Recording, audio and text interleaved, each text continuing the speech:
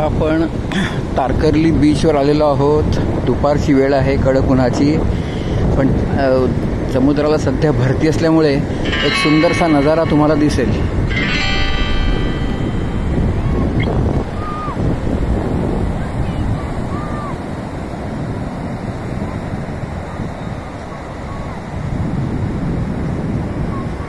कशा बघा, लाटावर लाटा पाठोपाठ एकामागून एक, लाटावर लाटा।